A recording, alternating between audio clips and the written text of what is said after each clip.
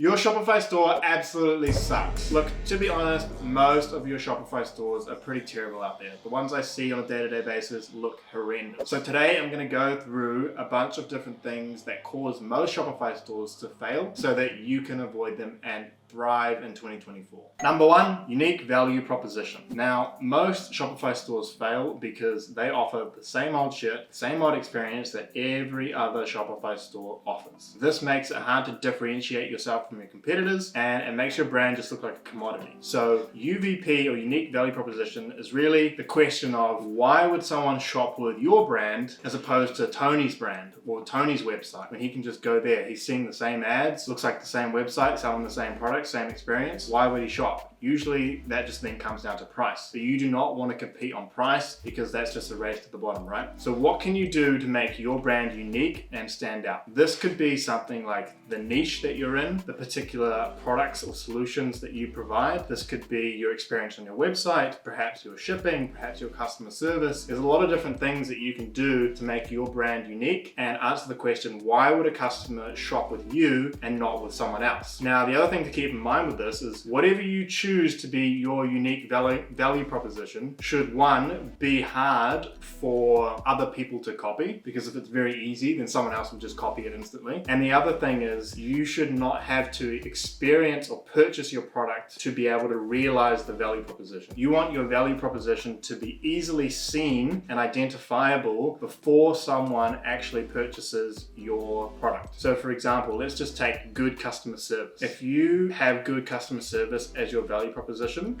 then it's not going to help people make a buying decision if they only experience that customer service after they've purchased, right? So they're looking at two different products, yours and another brand's, and you've got really good customer service, but the only way for them to know that you've got good customer service is for them to purchase your product and have an issue. So that on its own is not a good value proposition. You need to communicate that in a different way. So there's lots of different ways that you could do that, but for example, you might demonstrate that you have good customer service by showing the amount of good reviews, or that you have a phone number available that people can contact, or a chat button. So these are things that show that good customer service is available, but the customer can experience it before they've actually purchased the product, which then is going to help incentivize them in the buying decision. You're going to look at, okay, cool, you have a whole bunch of 5-star reviews talking about good customer service. You have a phone number available. You have a return shipping address. You have a chat button. You have all these different things, and this other brand doesn't have those. So I'm going to go with your brand and purchase from your brand because it seems like you have better customer service. Number two, which relates to unique value proposition, is poor product selection. Selling products that have low value or that can be purchased easily from anywhere else. For example, a lot of drop shipping stores, which Shopify is commonly used for, people just sell products that you could go and buy from Amazon or Walmart or anywhere else. So why would I trust your brand and purchase this cheap, undifferentiated, basic product from a Shopify store that doesn't really have that much trust versus going to Amazon or to eBay or to one of the big retailers like Costco or whatever? I'm not. I'm just going to go to them. I can just drive down the road 2 minutes and go to my nearest Walmart, buy the product, and if I have any issues with it, I can take it back and get a refund instantly. I don't have to worry about shipping. I don't have to worry about trusting a brand. So we need to be selling products that have high value, because the other thing is we need to calculate for acquisition costs, right? If we are acquiring customers through Facebook or Google, we have to pay them a percentage. We have to pay them a dollar figure to acquire those customers. So we need to account for that in our product margin. So we want a product that is not super cheap, and we also want a product that isn't easy to buy anywhere else. The best thing for this is to focus on niche markets or niche audiences. So when you are choosing a product, you want to look at your audience. So instead of actually just picking a product and going, that is cool, we want to find a person, a particular avatar, someone with a problem, and then we want to find a product that solves that problem. We also want to make sure our products are unique in a certain way and perhaps solve that problem in a new or novel way that hasn't been seen before, so that people don't think that they can just go and buy it from the store down the road. And that is the key to picking a good product. Number three is poor marketing or promotion. Now, there's that saying that everyone knows, build it and they will come. That is absolutely not true. If you just take your product and you shove it on your Shopify store and hope that people are going to come to your store, you are just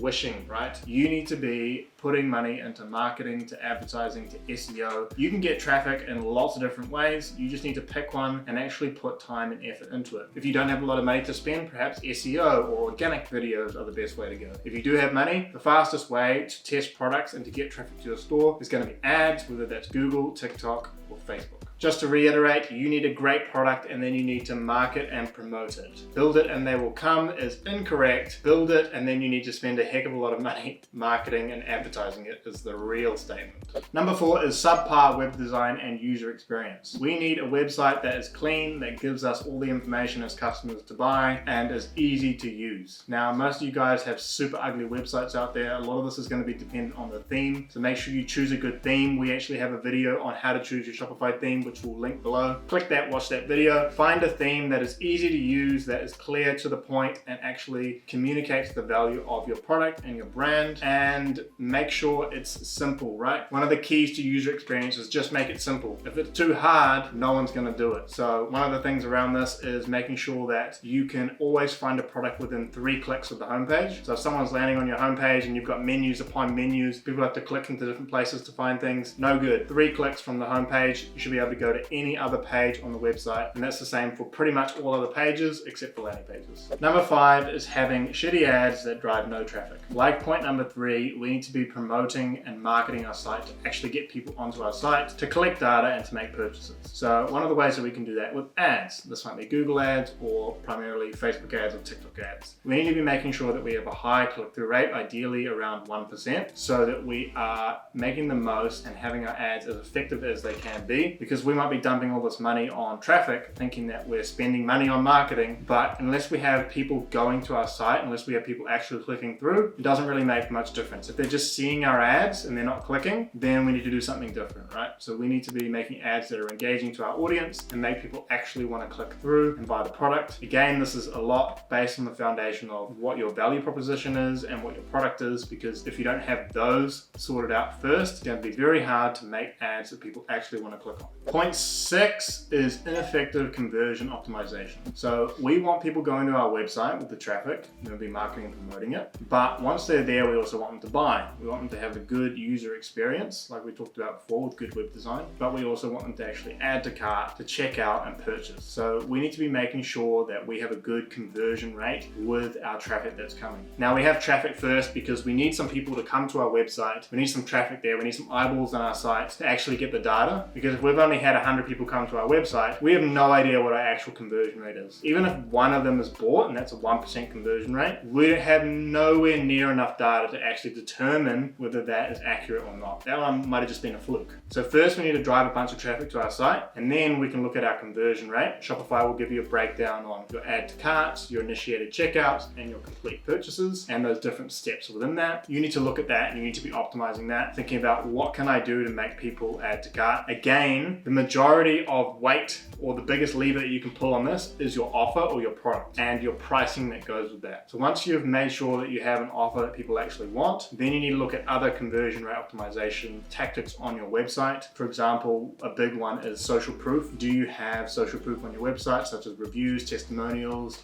as featured in by different magazines? And if you've got that, then the other thing you want to make sure is that it's clearly selling the solution, right? You want to sell the benefits and not the features. So for example, no one buys a drill bit to have a drill bit. They buy it to drill a hole. We want to be selling the hole, which is the result of the product and not the actual product. This is going to help increase our conversion rate. We also want to make sure this is very clearly stated. We don't need a bunch of fluff. We just need to clearly communicate the value of our product, and that is going to help increase our conversion rate. Once you start getting enough traffic, and you need quite a lot of traffic, then you can actually start doing what we call split testing or A/B testing. You have your standard version of your page, which you're currently running, and then you say to yourself, okay, well, I think if I added or changed this image or changed this headline, that would increase my conversion rate. So you make another page here, which is exactly the same, except it has that one change that you thought might increase the conversion rate. And then you run and you split half your traffic 50-50 to each page, and you measure over a time frame which one converts more. And if this one converts more, you put that one in place of the original. And if that one does, then you swap that out and you come up with another idea and test that. That's called conversion rate optimization. That is the next step that you can do, but you need a bunch of traffic to your website to actually have statistical relevance on that data. So don't worry about that for now unless you've got a bunch of traffic. You can hire an agency that does CRO.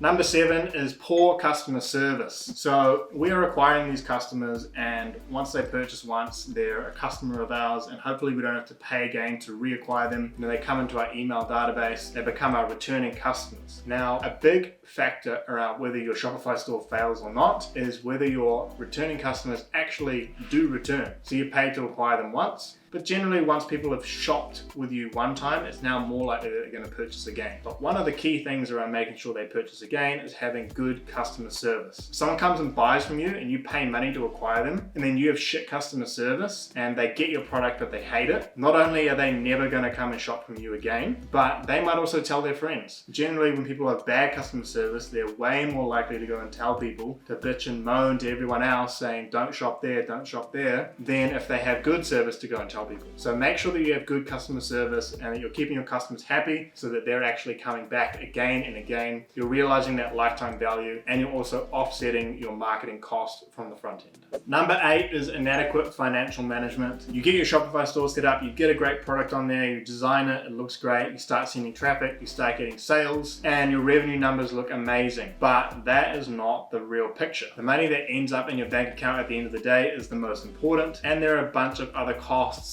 that are associated with every revenue. So we have money coming in, but most people aren't aware of all the little things that are required and are expenses on that revenue. So we've got cost of goods, we've got cost of delivery, the shipping, the fulfillment. We have all these other bills that may not come in at the same time. So you might experience your revenue over here. You think that you've made a bunch of money, but now you've actually got half of that cost over here, further down the timeline. So you need to have financial planning and financial management that predicts this cost and allows you to put aside a certain amount of money to cover that cost. Because otherwise you're getting revenue thinking, yeah, I'm the man, I'm great, Shopify is amazing, I'm making all this money, and then suddenly you're getting a bill from Facebook for $2,000 for ads, or your manufacturer is saying, well, now you need to pay $2,000 in cost of goods, and you thought you had all this extra cash, but you didn't. So that is number 8. You need to be looking at your financial management. You need to speak with an accountant. You need to have a profit and loss. You at least need to know what these different numbers are and be aware of them so that you're not just looking at your revenue level, you're looking at the profit that's in your bank account, and you're accounting for future cash flows and for future expenses. Number 9 is lack of long-term strategy. A lot of these Shopify store owners are focused on short-term gains, and sure, if you want to get in on a trend like fidget spinners, you can make a bunch of money and then you can get out and ditch your Shopify store, but that isn't the strategy that most Shopify store owners should be going for. You should be looking for a long-term strategy. For example, this is the difference between discounting all the time and running promotions and actually building a good product that has value that people will pay a higher premium for. Sure, you can go and run 30,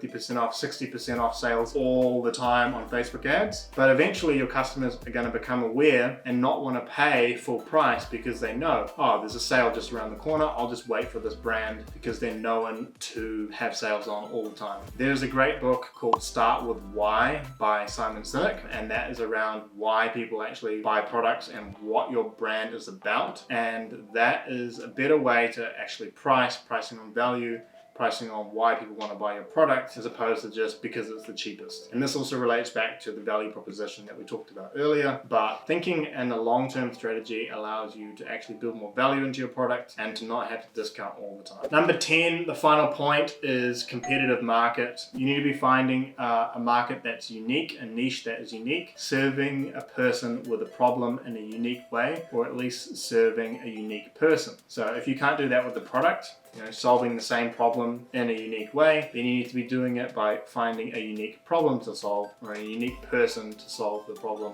for. There's a lot of competition in Shopify stores. The barrier to entry is super, super low. Anyone can start a Shopify store and start drop shipping pretty much within a day. So you want to be finding blue oceans, places that have less saturation so that you don't have as much competition. There you have it, 10 points on why Shopify stores fail. Addressing these challenges and adapting as quickly as you can can is going to be key to staying ahead and keeping your Shopify store alive. My name's Justin from Ecom Evolution, and we are posting videos every single week on Shopify, on marketing strategy, and on Facebook ads. So if you want to hear more about that, learn about how you can improve your Shopify store, then hit the subscribe button. Put a like on this video if you actually liked it. If you didn't like it, put a thumbs down, put a comment there, tell us what we could do to improve the video for next time. I appreciate you watching. We'll see you in the next one.